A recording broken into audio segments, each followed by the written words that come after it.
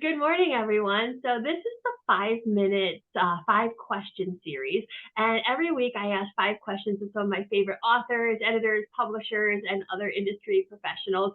And we normally do it in text, but this week we are actually doing a live recording with one of my favorite people in the world, author Veronica Kirin, who is not only an author, but also an amazing business person, a agented author writing nonfiction, and she is just an all-around amazing person. And I'm so excited to have you with me here today. And I thought I would just jump right in with asking the question that I think all authors love to get. But what are you working on right now? Well, first of all, I just need to throw it right back and say that Finney and Burnett is seriously one of my favorite writers. And I cannot, I'm so thankful to be in their circle watching them just skyrocket. I'm like, oh my God, I knew Finney and win. Um, what am I working on right now? So I am currently working on kind of like this business memoir expose scenario about dealing with mental health as an entrepreneur because it's just not talked about. I'm also really making a foray into the essayist space, pitching a lot of personal essays, but then also sticking close to my true love, which is dystopian and post-apocalyptic sci-fi fiction. So I have a few short stories that I'm pitching, and that's the bulk of what's been published by me outside of my professionally published book. That entrepreneur was the word I was looking for during my introduction, but it is 7 a.m. in British Columbia, and you're in Germany, so it's afternoon for you, right? Right, Is I've that had my coffee. perfect? So you have so much going on, and I've read some of your work, which is just stunning, and I love the kind of science fiction-y, post-apocalyptic stuff. But I also really love your essays and how deeply you get into mental health and physical health, and um, it really appeals to me on a lot of levels. But one thing I noticed is when you're talking about all the things you have going on, you have so much going on. Like you're working on a lot. And I'm just wondering, how do you balance the kind of work, which is important, and also self-care, which is very important? Yeah, I'm really thankful that you're asking that question because it's my soapbox. It's just not talked about enough for authors, for entrepreneurs, for people who exist in an independent space, right? So artists, musicians, everyone, we're always kind of like in this hustle space because if nobody else is promoting us, then nobody else is promoting us. You know, it's all on our shoulders, and that can feel so heavy. And in my wizened old age, I've really learned to listen to myself and to allow myself the grace of having a bad day. I recognize that I have some unique struggles, but I'm not alone in them. And so for me to say today is not the day, or I have to not go to this meetup because it would be detrimental. It's not just like, oh, I don't feel like it. It's actually, I can feel in my body that it would be detrimental. So then I say no to some things. And I used to feel a lot of FOMO, or frustration, like, why don't I have the energy to write? Or why am I not hustling the way I should? And it was a lot of like shoulding on myself, as my client says. And I've reached this point where you've got this one life. If you're going to write, it is a creative energy. You have to generate this brand new thing.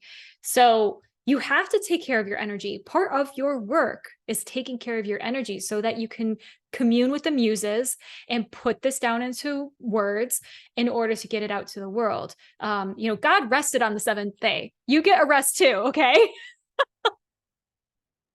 That reminds me of something that you said to me a couple of years ago that kind of changed my life when I was talking about I had migraines and I didn't do it. That was my quote. I haven't done anything for 3 days. And you told me that you have to put rest on your to-do list because you have to give yourself, as you just said, you have to give yourself the grace to rest.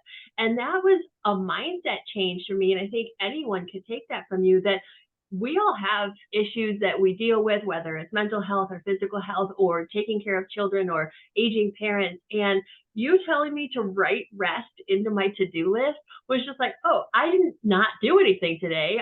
I rested and it's on my Right. to-do list per Veronica. Like Yeah, exactly. It is part of the job. Unfortunately, it's just not talked about. So I'm putting the stake in the ground and I'm going to talk about it. wonderful. Good And I job. appreciate Good job, that. Yeah. Finn. Thank you. And good job to you for making me, like take that on. I wanted to also talk to you about something. You are agented, and I know a lot of my readers and listeners are either in the querying process or they're getting ready to be in the querying process but haven't taken the leap yet for whatever reason. And I wondered what advice you had, first of all, for even finding an agent, but second of all, for knowing when it's time to start that process. Mm. Oh, that's a good question. Um, yeah, I knew for myself, I was unagented for my first book. And looking back, I actually wish I had been agented because I think I call my first book my first pancake.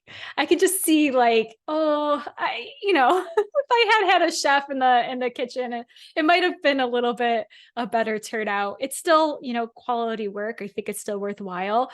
I'm not embarrassed by it, but I kind of wish I had an agent by my side to just kick my ass a little bit more. So I think it depends on what you want for your work. There are many days where I wonder, should I just give up on this traditional trend and go self-publish because I've got shit to say. And when you go traditional, it takes a long time and your margins are smaller overwhelmingly. Um, but it's what are you in it for? What's the point? Hugh Howey did a NaNoWriMo and self-published the Wool book, which became the Silo trilogy. And that book then was picked up by HarperCollins and now has a deal with Apple TV and is a world-renowned TV series, right? So there's many paths to go to getting to where you think you want your work to be. I think for me, like there's going to be work either way. The publishing company, your agent, your PR team, your editor, they're only going to do so much work for you in this day and age. So unfortunately, a lot of us authors are not that great at marketing, but we have to learn it. You have to learn how to build yourself a community. You see writers lifts on TikTok all the time, or not on TikTok, on Twitter. Although there's some really awesome writing going on TikTok too, I must say. But so we have to be building in that built-in readership. It actually does matter. But then from there, it depends on the trajectory that you want for your book and what your specific goals are. So I don't know if I actually answered the question because it's so personal. I know for you, like you're on the verge of making your own decision, but for a while you've been publishing independently and you've had wild success. So it's not, in this day and age, it's not a determinant of success. It's a determinant of what your goals are. That's a really great point, and that does answer the question because people are going to have different journeys or different things they want. I know that my first few novels, I traditionally published with a small press, and then I self-published one of my novels. And there's bonuses and benefits and non-benefits. Like my self-published novel made more money than all of my traditional ones combined.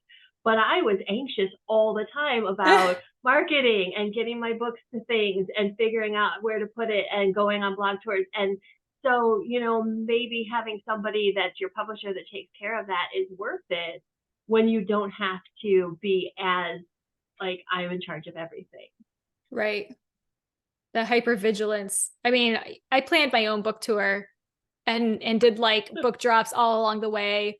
And it was a logistical nightmare. Thank God I had an assistant to help. Right. So I think like if you're going to do this, just recognize that listing a book on Amazon means almost nothing. It's what you do after that. And that's, I have a whole course on this because I recognize that there's this gap of knowledge between what happens when the book publishes, no matter who publishes it, and how you get the readership and the awards and everything else that can come afterwards. So I think for anyone who's listening and considering this path, just think about what your goals are and then be ready to back them up yourself, because even a publisher these days isn't a guarantee towards marketing. Right. Yeah, thank you. That is really wonderful advice. So I gave you a couple of hard questions. So now I'm going to have kind of like a cheeky question, but take it as seriously as you want. If you could have any superpower in the world, what would it be and why? I honestly want to be able to wake up every single day feeling good. And I say that I admitted to you, Finn, that I'm having a harder day today as far as my disorder goes. My partner has the superpower and it pisses me off. He can eat anything. He can drink coffee at 3 in the afternoon and still sleep. Yes, he has his own challenges, but he goes to sleep and 8 hours later, literally his eyes pop open like he is a Borg. Like I don't know what that life is like. My body is just a challenge. And I think it's a superpower, honestly, to be able to wake up every day feeling good enough to go for a run, good enough to attack the goals of the day. So that's a superpower that I want.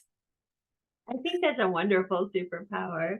I was being interviewed by author Chris Bryant once, and she asked me kind of off the cuff, what would your superpower be? And I said it would be to instantly be able to tell if people were trustworthy. And she said that was a boring superpower, but I was thinking, like, wouldn't that be like the best way to be able to go through life and tell Yes. automatically if people were sincere? The peace of mind alone, like, oof, just the anxiety drop.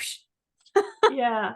So if we could Wow. have both our superpowers, yours like waking up and feeling good every day, and then also being able to tell who's sincere in our lives instantly, that would be kind of a perfect life, wouldn't Yeah, definitely. Oh my God. it? So back onto business, I wanted to ask you, you have a new business venture that I think is really exciting, and I was wondering if you could just tell me all about maybe what inspired your new magazine venture and what's going on with it from now on. Yeah, I actually think we've really touched on the topic a few times. So Anodyne Magazine was founded between myself and a friend, Katerina Ava, who is an incredible artist. We both have had struggles with our health and well-being and have felt really disenfranchised by the medical community. And so the magazine is not a call to complain. It's simply a call to publish stories and experiences and um, art and visuals and audio. We're publishing kind of across the board, all mediums, in order to simply share, create a community, and offer the good and the bad. You had a challenging experience with a doctor, but then what did you do in order to come out of that? Or you're waiting for a diagnosis, and what does that feel like, so that I don't feel as alone? Or you started this new modality and your life totally changed. And so we're specifically publishing work from the Flinta community, which Flinta is an acronym that's come out of Germany in particular, but it's a European based acronym that's making its way around the rest of the world. It stands for Frauen, or female, lesbian, intersex, trans, non-binary, trans, agender. I think I got them in the right order. And it's everyone that's feeling not cis male, and thus is truly not served by the dominant medical system, and dominant culture. So it was born out of frustration, but we hope that it becomes a place of community and opportunity and advocacy. I think it sounds wonderful. I'm really excited to be part of this venture, and I'm giving a workshop for your organization tomorrow on writing perfect short stories. Well, maybe stunning short stories. There's no such thing as perfection. But I'm also really excited because I know so many people that fall within that category. who also have things to talk about when it comes to either their own chronic illnesses or fat phobia in the medical system, or just woman phobia in the medical system. And I think that that is a really important venture, and I'm excited for it. Yeah, we're already getting really incredible work in. Our subs are open right now through the rest of the month. And yeah, Finn is our guest editor, which is just like over the moon dream come true. And the work that's coming in is like, oh my gosh, like just it's just so beautiful. And I'm really, really excited to publish this first issue. It'll be out before Christmas, which is I think great timing for everyone. And yeah. Yeah. You never know when you start something, right? You never know how it's going to be received. And to not only see the submissions coming in, but also to just hear the reactions of people saying, oh my God, thank you. I'm so glad this exists now. We really need this. Like, that's really, really wonderful. Yeah, I'm so excited for it. And I'll post a link to your Kickstarter, your submissions, the workshops, and all of that in the text when I put this video up. So if you're watching the video, you can find all of the links below. And so before we go, I have one bonus question for you. And I just want to know, have you ever taken a picture of a weird bird?